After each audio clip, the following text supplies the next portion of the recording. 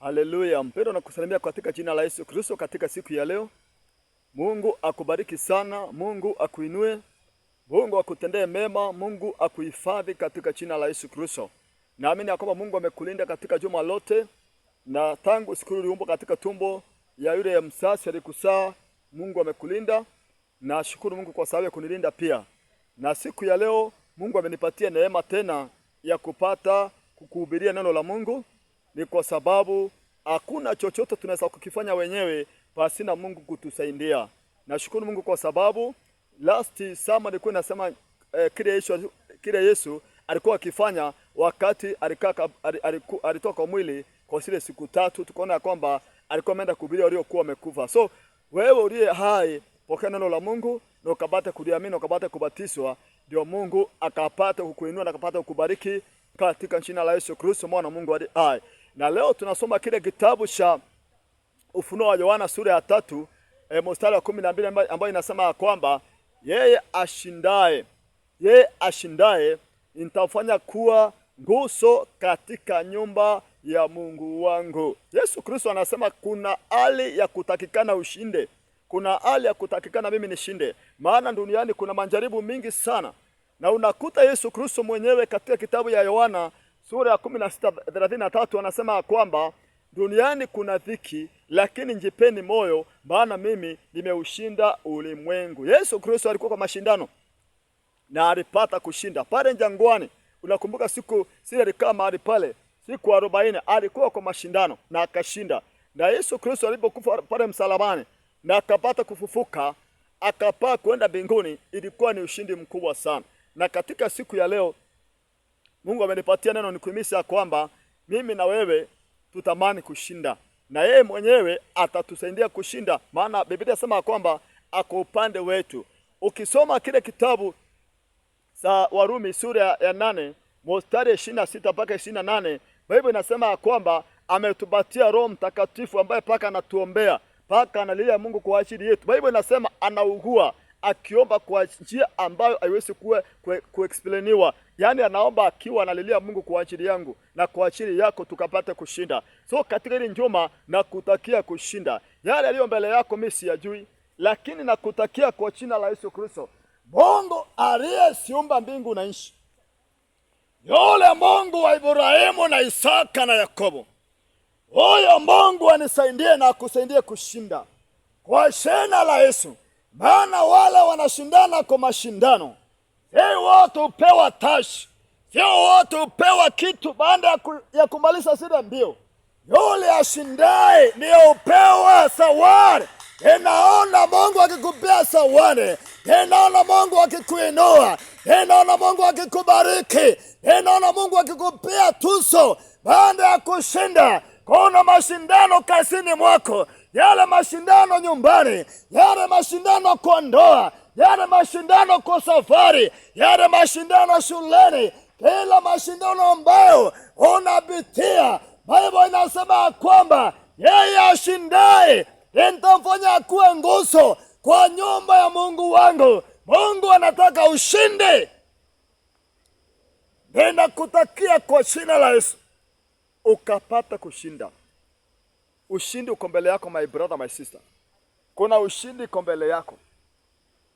Kuna ushindi uko mbele zako katika jina la Yesu. Ninaona ushindi mbele zako katika jina la Yesu. Ni mashindano gani unapitia? Ni changamoto gani zinakukabili? Hayo ndio yanaitwa mashindano. Hata maisha kuishi ni mashindano kuishi.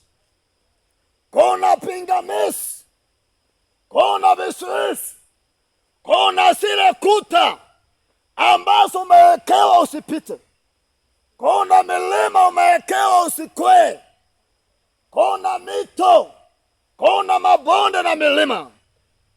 Ni mashindano. Yesu anasema yeye ashindaye, yeye ashindaye nitamfanya akuwe nguzo.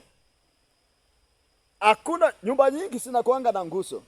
Aso zile za ngorofa unakuta katikati kuna nguzo nyingi sana. maana zile nguzo ndizo zimeshikilia nyumba. Zile nguzo zinashikilia nyumba isianguke. Na ndio Yesu hapa anasema kwa kitabu ya Ufunuo wa Yohana 3:12, anasema yeye ashindaye, sio kila mtu anayekimbia. Anasema yule atashinda zile mbio. Huyo ndiye ambaye Yesu anasema huyu ashindaye nitamfanya akuwe nguzo. Ukifanyika nguzo kwa nyumba ya Mungu, utatoka huko milele. Utakaa dhabiti na imara kwa nyumba ya Mungu, hautatoka pale. Na unajua ukikaa katika nyumba ya Mungu ni mahali pamejawa na amani, ni mahali pamejawa na usalama. Kuna mashindano mengi yanakukabili, iwe ni kwa dini, iwe ni kwa madhehebu, iwe ni serikalini. Kuna mashindano tunayaona kila siku. Kuna mashindano ya wanasiasa, wanashindana na wenzao wakitaka washinde, wanashindana, lakini yule ushinda ni moja. Huyo ndio wanganafanyika kuwa president, ama anakuwa MP, ama gavana, ama senator. Yule ashindaye ndio upewa taji. Ninaomba Mungu anijalie neema nishinde na wewe ushinde. Mungu akusaidie ushinde na anishaidie nisinde kila mashindano ambayo unapitia. Mungu akusaidie ushinde kwa jina la Yesu Kristo. Kila hali ya kutokushinda ikuondokee. Mungu akupe neema ya kushinda, my brother, my sister. Mungu akupe neema ya kushinda. Kwa hiyo ndoa yako Mungu akusaidie ushinde. Ushinde roho ya talaka, ushinde roho ya separation, ushinde roho yote ya kuanguka kwa usherati. Mungu akupe neema ya kushinda. Kwa maana Mungu anatafuta wale ambao ni washindi, wale ambao watafaulu kwa hizi mbio, wale watashinda kwa mashindano, wale ambao wataweza.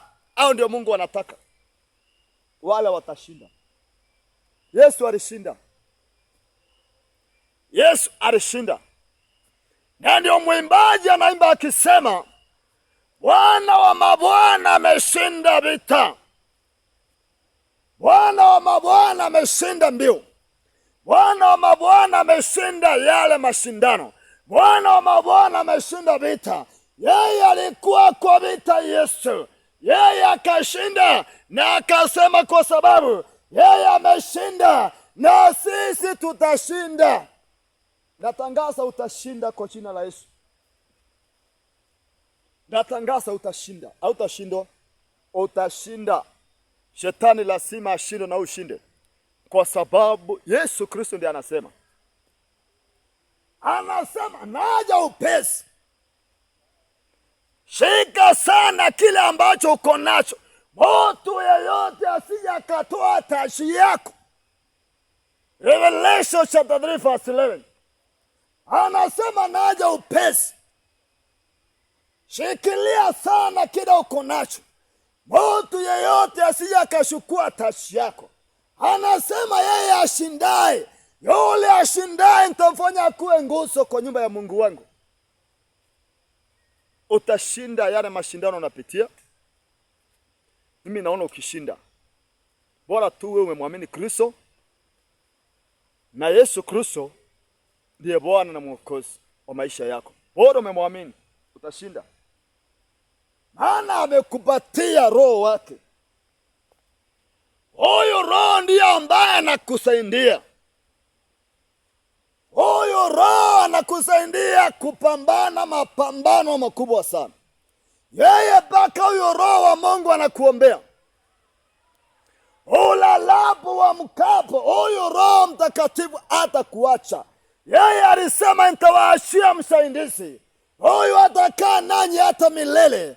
Ndiye Roho wa kweli ambao ulimwengu hamtambui wala hamjui, lakini wewe unamjua, maana anakaa ndani yangu.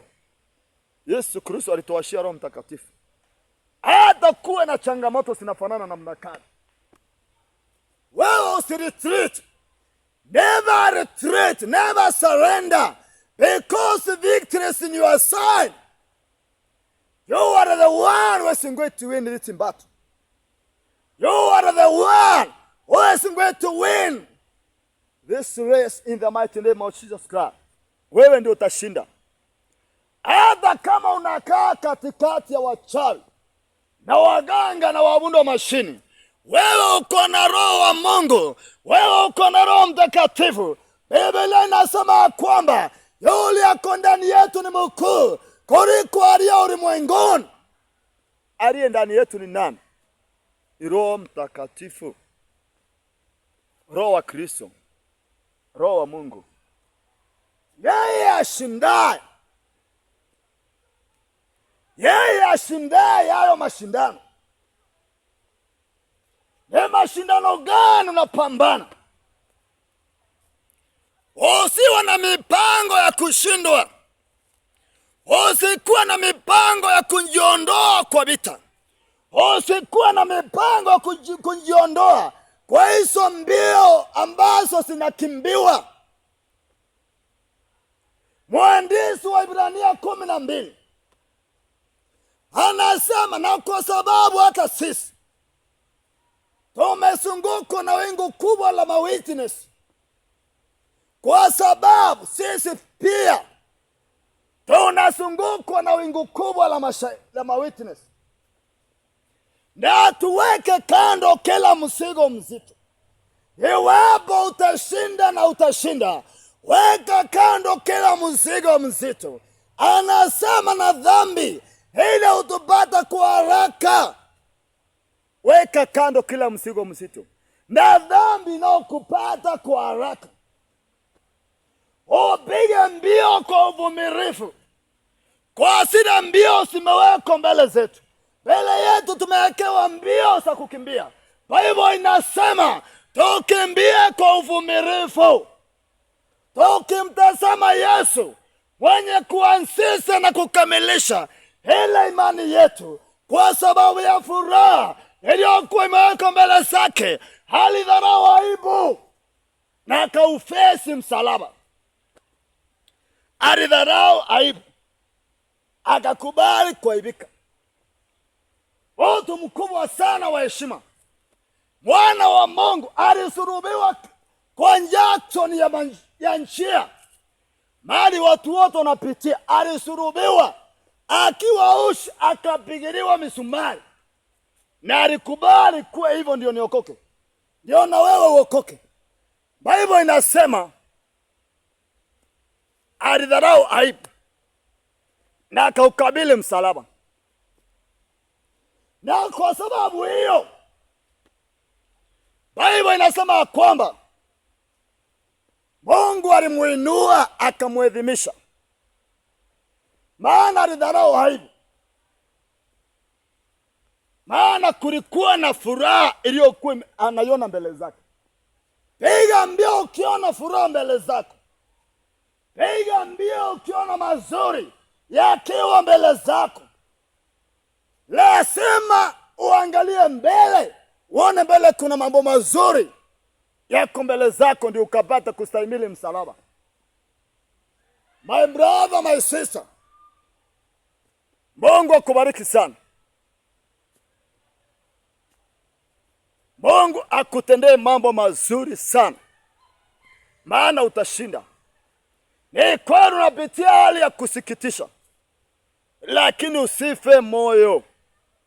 Mungu atalinda ndoa yako. Mungu atalinda mume wako. Mungu atalinda mke wako. Mungu atalinda watoto wako. Mungu atalinda wazazi wako. Mungu atainua kazi yako. Mungu atakutoa kwa shimo la uharibifu. Mungu atakutoa kwa shimo la uharibifu. Mungu atakuondoa kwa udongo wa utelezi. Yule mwandishi wa Zaburi 40:1 anasema, nilimngojea Bwana kwa uvumilivu, akaniinamia akasikiliza kilio changu, akaniinua akanitoa kwa shimo la uharibifu, kwa udongo wa utelezi. Akaniinua akanisimamisha kwa mwamba, akaimarisha hatua zangu, akafanya mambo yake yakuwe mazuri sana, akapata kudhibitishiwa hali yake iliyokuwa mbaya sana ikakuwa hali nzuri katika maisha yake. Kwa hivyo Mungu akubariki sana. Katika Injili ya pili ya mwezi huu wa 4 baada ya kutoka kwa Pasaka, imeisha sasa juma moja. Mungu wetu akubariki sana. Endelea kutumainia kushinda. Usione kama sasa ni hivyo, it's not over. Ushindi uko mbele zangu, ushindi uko mbele yako. Usikate tamaa, usikuwe na frustration, ukuwe na matumaini ya kwamba Mungu ndo anakupigania vita zako na utarajie kushinda. Anasema yeye ashindaye nitafanya kuwe nguzo kwa nyumba ya Mungu wangu, na juu yake itaandika jina la Mungu wangu, na jina la Yerusalemu pia yule ashuka juu kutoka kwa Mungu. So kuna mazuri mbele zako. Mungu akubariki in Jesus name. Amen, amen, amen. Ushinde in Jesus name. God bless you.